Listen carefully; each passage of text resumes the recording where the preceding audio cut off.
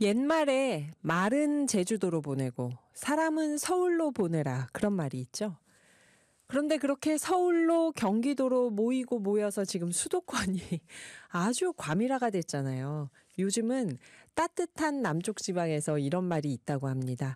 전기 있는 곳으로 기업이 가야 된다. 그게 진정한 균형 발전이 아니겠는가. 발상 전환을 말하는 것 같은데 이게 무슨 얘기인지 알아보겠습니다. 이인형 ESG 코리아 운영위원 모셨습니다. 안녕하세요, 선생님. 예, 안녕하세요. 새해 복 많이 받으세요. 새해 복 많이 받으십시오. 네. 시청자 여러분도. 네. 선생님 어떻게 연말 연시 어떻게 보내셨나요, 지금? 이 격동의 시기에 제가 12월 1일 태국 치앙마이 네. 2주 갔다 온다 그랬었잖아요. 네. 그래서 1일 날 갔다가 16일 날 도착했습니다. 네. 치앙마이에서 깜짝 놀라셨겠어요, 뉴스 예. 보다가. 그래서 한국에 혹시 귀국 못하는 거 아니야 이러면서. 네. 선생님 ESG 코리아나 선생님 올해 계획은 또 어떤 게 있을까요? 글쎄 ESG 코리아 전체의 계획이야 제가 크게 설명할 거 없고 어쨌든 ESG가 이제 말로만 하는 ESG가 아니고 네. 실천하는 ESG 시대가 돼야 된다는 게 이제 우리 ESG 코리아의 과제죠. 예. 그리고 이제 법제화, 특히 이제 증권의 공시, 우리 주식의 공시 같은 환경 관련된 공시요. ESG 공시 같은 이제 제도적인 진전이 있었으면 하는 바람입니다. 선생님의 올해 계획은 뭐가 있어요? 저는 일단 오늘의 기후에 잘 나오시는 거. 안 잘리는 거? 아니죠. 저희 나와주시는 게 영광이죠. 예. 일단 저번에 소개했던 일석삼조 4조의 그 효과가 있는 지구에 보내준 그 우주의 선물이라고 해야 되나 하는 동해등의 곤충 사육이 곤충 사육 맞아요. 선생님 그 사업하신다고 했죠. 이게 지금 굉장히 이제 현실화되고 있고 네. 특히 제주도 같은 데는 굉장히 이제 중요한 솔루션으로 이제 자리를 잡아가고 있어서 제주도의 기반을 잡는 걸 지금 도와주고 있고요. 더 크게는 잠깐 소개시켜 드렸듯이 지금 오늘 하는 주제랑 약간 충돌될지 모르지만 어쨌든 경기도 아리백 실천을 위해서 그 곤충 사육이 매우 중요한 역할을 할 것이다라고 생각을 프로젝트화하고 준비하고 또 이제 요로에 진정을 하고 있습니다. 네, 곤충 사육. 네. 그래요. 선생님, 오늘 해주신 말씀이 전기 있는 곳에 기업이 들어서야 진정한 균형 발전이고 이게 효과적인 기후 대응이다. 이런 얘기를 해주신다고 했는데 전기 있는 곳에 기업이 들어서야 한다 하면 저희가 얼핏 생각할 때 전기 없는 데가 어디 있어? 이렇게 생각하잖아요. 이게 무슨 뜻일까요? 일단은 전기 생산이 우리나라 이제 에너지 하면 옛날에는 석탄 이런 걸 먼저 생각했잖아요. 네. 그러니까 부를 때에서 증기기관차니. 근데 지금 모든 게 전기화되고 있어요. 에너지가. 전기화되는데 그럼 전기를 어떻게 생산하느냐. 네. 아까 이제 중요한 세계적인 이제 화두인데 그래서 전기를 생산하는 전력 생산 기지가 어디에 있느냐. 그걸 전기가 있는 곳이라고 설명하는 거죠. 발전소 가까이. 발전소죠. 예. 그럼 전기가 있는 곳에 기업이 가야 한다 하면 얼핏 생각할 때 그러면은 화력 발전소, 원자력 발전소 중심으로 생각하면은 거기도 대도시들이 많지 않아 하는 생각을 할 수 있는데 지금 선생님 말씀하시는 이 전기는 재생에너지겠죠?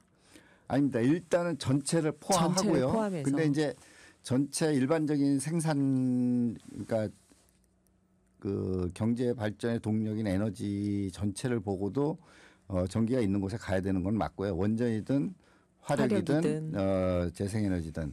근데 그 중에서 특히 이제 아리백 요구가 가장 강력한 부분이 어쨌든 첨단 산업이잖아요. 그렇죠. 국제화돼 있는데 아리백이 시급한 데는 더 중요한 이슈가 되겠죠. 그런데 우리나라 전력 생산 구도와 기업 배치 생산 능력을 보면 영남은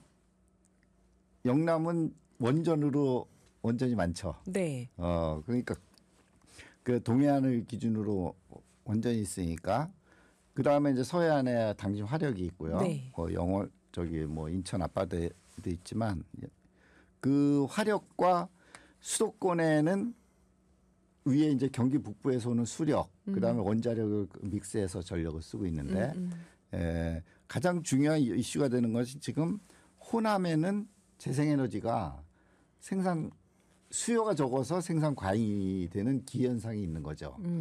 더 생산할 수 있는데 수요가 적으니까. 아니 지금 생산한 것도 남아돕니다. 네. 그러니까 아리백이 시급한데 역설적으로 호남은 남고 이 지금 현재도 수도권에 부족한데 더 심각한 거는 수도권에 용인 그 반도체 메가 클러스터라고 하는 국가적인 뭐 산단을 만들고 있는데 여기에는 정말 어마어마한 에너지가 그 신재생 에너지가 절대적으로 요구되는데 필요하다.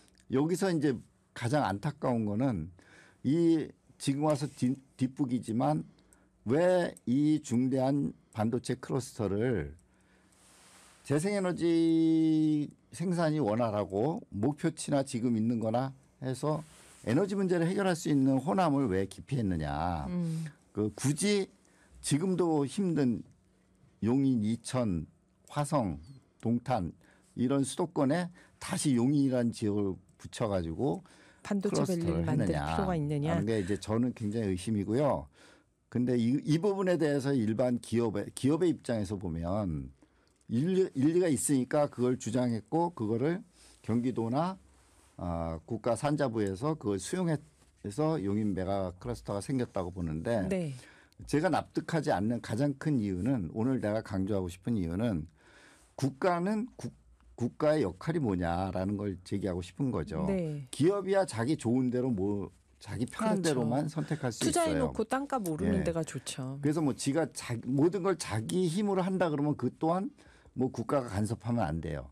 문제는 기업이 용인에다가 수도권에다 대규모 산단을 지으면서 어마어마한 국고 지원을 요청하고 있어요. 네. 지금 에너지 관련해서. 그렇기 때문에 국가가 그런 걸 지원하는데 합리적 결정이 있어야 되는데 제 기준으로 보면 그 상식적인 기준으로 보면 에너지 정책에 있어서 가장 근본적인 문제 해결에 의지가 없다는 거죠. 그래서 이것을 새로운 패러다임으로 전기가 있는 곳에 산단을 넣어라. 그럼 거기다 기업을 넣었을 때 생기는 문제점이 뭐냐? 왜 못 들어가는가? 이유를 적시하고 그 문제를 해결하는 것이 국가의 역할이라고 보는 거죠. 지금 그게 빠져 있다는 거죠. 네, 이 클러스터에서. 그 선생님 말씀 중에 약간 오해가 있을 수 있는 게 호남에 재생에너지가 남는다고 하면 청취자분들이 듣기에 필요한 100%에 한 120, 130을 호남에서는 생산할 수 있나 보다 생각할 수 있잖아요. 사실 네. 호남도 재생에너지가 20%가 안 되잖아요. 거기 30%인가? 네. 그러니까 지금 이 얘기는 오해가 없었으면 좋겠습니다, 여러분. 사용한 것보다 훨씬 더 많이 생산한다는 게 아니라 송배전망에 화력, 원자력이 다 들어가서 전기가 통하다 보니까 재생에너지의 비율을 주는데 호남에서 생산하는 재생에너지가 그 송배전망을 이용할 수 있는 그 조그만 비율을 좀 넘겼다는 뜻이죠, 이게. 생산량 자체가 지금 소비량보다 많다는 뜻이 아니라. 아니죠. 그게 이제 그 우리가 에너지 믹스가 필요하잖아요. 네, 현재 네. 특히 이제 재생에너지는 그 간헐적 생산이라고 하는 근본적인 문제가 있기 때문에 에너지 믹스를 해야 됩니다. 에너지 믹스에 있어서 그게 언밸런스가 많은 거죠. 네. 에너지 믹스가 이렇게 생산이 간헐적이라도 수요가 많아지고 하면 이걸 더 균형을 맞추기가 좋은데 지금 그런 소위 말해서 에너지를 효율적으로 생산 안 될 때와 생산될 때와 원전은 24시간 생산이 되잖아요. 근데 태양광은 간헐적 생산이 되고 풍력도 그렇게 되니까 이것을 어떻게 밸런스를 맞출 것인가. 그다음에 그 정 안 되는 거는 저장 장치를 이용해야 되고 네. 그런 전략이 없다는 거죠, 현재로. 그러면 그 호남이라는 데는 기업이 가는 만큼 예를 들면 아리백을 하기 위해서 기업이 가는 만큼 그 전략에 맞춰서 재생에너지 공급 잠재 가능성이 넓은 거죠. 왜냐하면 수도권에는 태양광을 할 수 있는 데가 지붕밖에 없잖아요. 그렇죠? 그러니까 호남은 지붕과 그 다른 임야도 이용할 수 있고 임야보다 이제 호남이 유리한 거는 대규모 간척지가 있다는 게 원래 이제 유리한 점으로 지적이 됐었죠. 네. 근데 간척지를 그냥 태양광만 할 때 그 비난을 많이 받았는데 그것도 이제 축사라든가 지붕을 이용해서 그 훼손되는 환경에만 태양광을 설치하고 또 태양광 효율이 저번에 소개해드렸듯이 2배가 넘잖아요. 네. 이제 앞으로 그러니까 태양광에 대한 적극적인 접근을 통해서 지방에 기업을 이전시키는 게 적절하고 어쨌든 지방에 있는 전기를 서울로 끌어오겠다.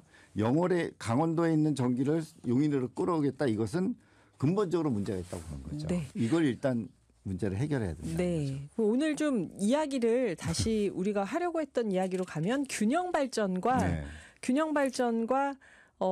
이 전기 있는 곳에 기업이 가야 된다는 네, 그 네. 주장이 어떻게 연결되느냐 그 네. 얘기를 해주시는 거잖아요. 예. 그 일단 음악을 한 곡 듣고 이어가 보도록 하겠습니다. 네, 전기 있는 곳으로 기업이 가는 게 진정한 균형 발전이다. 이인영 ESG 코리아 운영위원님 말씀이신데요. 그런데 선생님 기업 입장에서는 인력 네트워크도 수도권이 양질이고 보이지 않는 인프라도 좋고 추가 투자 없이 공장만 세우면 되는 거 아니냐. 이게 더 낫다 판단할 수 있잖아요. 그 송전망으로 전기를 끌어오면 된다 수도권으로. 근데 그런 생각에 대해서는 어떻게 보시나요? 그러니까 아까 말씀드렸듯이 그러니까 수도권에서는 전기를 수도권에 원전을 놓을 수 없잖아요. 아주 쉽게 얘기해서. 네네. 그러니까 생산할 수가 없으니까 할 수 있는 게 화력 아니면 끌어오는 거예요. 그래서 일부 화력을 일부 놓는다고 하는데 LNG 발전이죠. 근데 근본적으로 송전이 안 되는 이유만 간단히 말씀드리면 네. 현재 장성에서 7년째 그 송전 선로랑 그 변조소 구축이 안 되고 있어요. 네.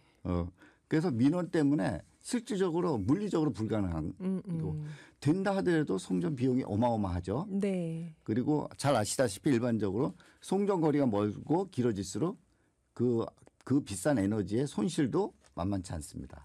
그래서 가능하면 송전 아니고 필요한 곳에 전기를 생산해서 쓰는 게 맞다고 보는 거죠. 아, 전기를 생산한 가까이에 예. 산업 단지가 있으면 좋겠다. 예. 빠콩님이 용인시 처인구 SK 반도체는 5년 차 되어 가는데 민둥산 공사 차량이 보니까 5년은 앞으로 더 걸릴 듯해요.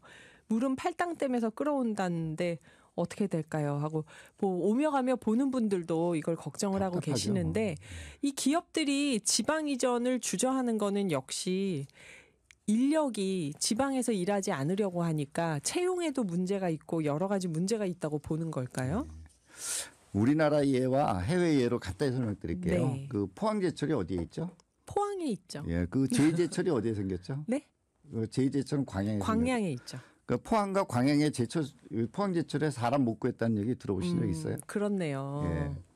없습니다. 그 어떤 의지를 가지고 그게 그렇게 가능했던 게 국가가 전략적으로 의지를 가지고. 그걸 쉽게 생각해서 포항 말고 인천에다 했다고 생각해 보십시오. 네. 그때 인천에 하는 게 훨씬 편했을 거 아니에요. 제철을 그럼요. 아예. 아니 왜냐면 제철 수요가 다 수도권에 있는데 네. 굳이 광양으로 갈 이유가 없잖아요. 포항으로.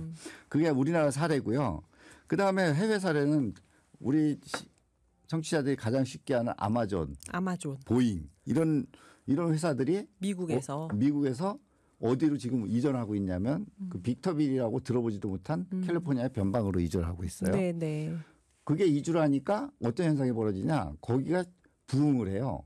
거기에 미국이 10년째 표류하고 있던 고속전철 사업이 이게 하나 들어오면서 LA에서 라스베가스 가는 고속전철 사업이 활기를 띠요. 네. 그러니까 이런 국가적인 전략적 배치가 그러면 아마존이 거기 갔을 때 왜 갔냐? 물류기지가 좋아지겠다. 그런 전략을 보고 간 거거든요. 네.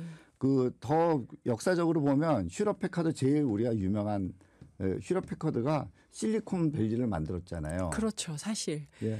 그 얘기는 산업단지가 있어서 거기를 그렇죠. 갔던 게 아니죠. 아, 그렇네요. 그리고 스페인의 구겐하임 미술관은 거기 망한 철공소에다 갔다가 구겐하임. 네. 미술관을 만들었고 예. 뭐 세계적인 우리 태양의 서커스는 조그만 도시에서 그런 프랑스. 세계적인 걸 만들었거든요. 네.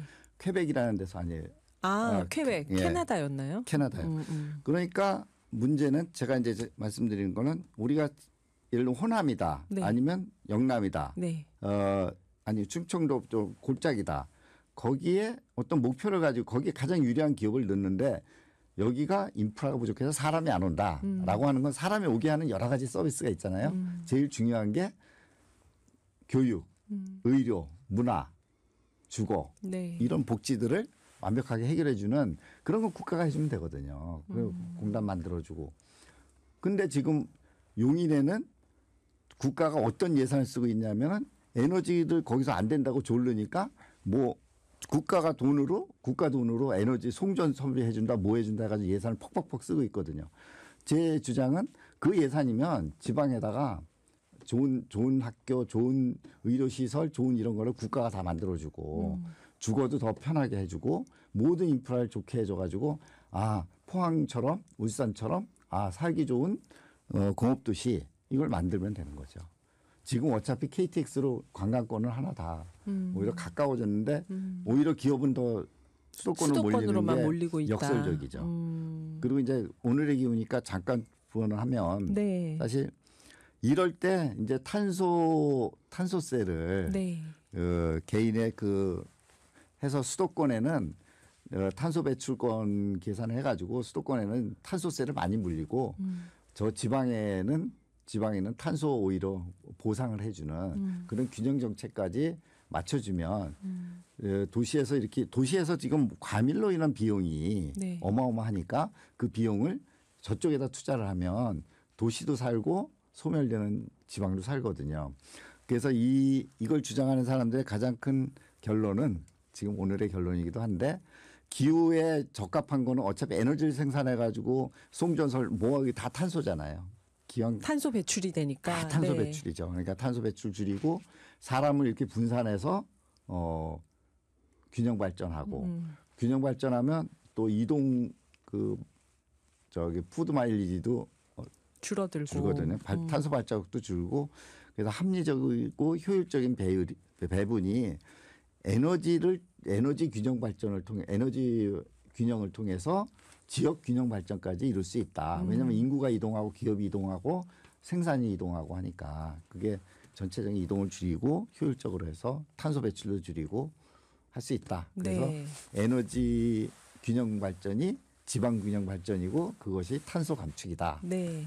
그렇게 생각합니다. 그 데이터 센터 같은 경우 수도권에 생기니까 크게 네.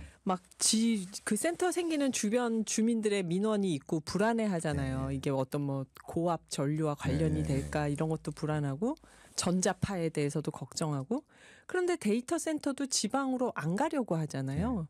그거는 왜 그럴까요, 선생님? 시간이 2분밖에 안 남았지만. 아직까지는 그게 다 고급 인력에 대한 인력들이 불안감이죠. 고급 인력 네. 데이터 센터에 사람은 많이 안 쓰지만 네. 데이터 관리 안전 요원이나 이거는 고급 인력이 필요하거든요. 네, 네. 그래서 이번에 카카오도 지금 제주도에서 여기 안산으로 올라왔어. 안산으로 옮겼거든요. 음. 그러니까 인력 문제가 심각한데 지금 요새 2분밖에 안 남았는데 이번에 이런 여러 가지 해서 서울대 폐교론이 나오거든요. 네. 그 지방 국립대도 균형 발전을 해가지고 어쨌든 균형 발전이 키워드입니다.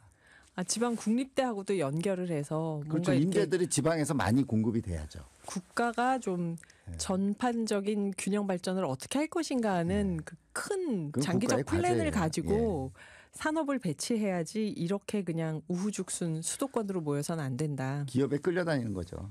국가가 그래서 이걸 공무원들을 의심하는 거죠. 공무원들이 기업의 요구를 들어주면 국가가 공무원의 뇌석을 통해서 하는 거죠. 그 의심까지 갈 건 아닐 것 같고요. 끝으로 청취자분들께 하시고 싶은 말씀 딱 1분 안으로 해주신다면요. 아니 그러니까 우리가 이렇게 목표를 세우면 네. 실천하면 됩니다. 네. 이게 안 된다고 생각하지 않았으면 좋겠어요. 기후 위기도 우리가 실천하면 우리가 극복할 수 있다. 국토 균형 발전도 하면 되는 건데 돼요. 안 된다고 생각하지 네. 말자. 그거 사람 구하기 어렵다가 아니고 구하면 사람을 구할 수 있습니다. 구할 수 있도록 인센티브를 네. 주자. 그래요. 지금까지 이인영 ESG 코리아 운영위원님이셨습니다. 선생님 오늘 귀한 시간 내주셔서 감사합니다. 죄송합니다. 감사합니다.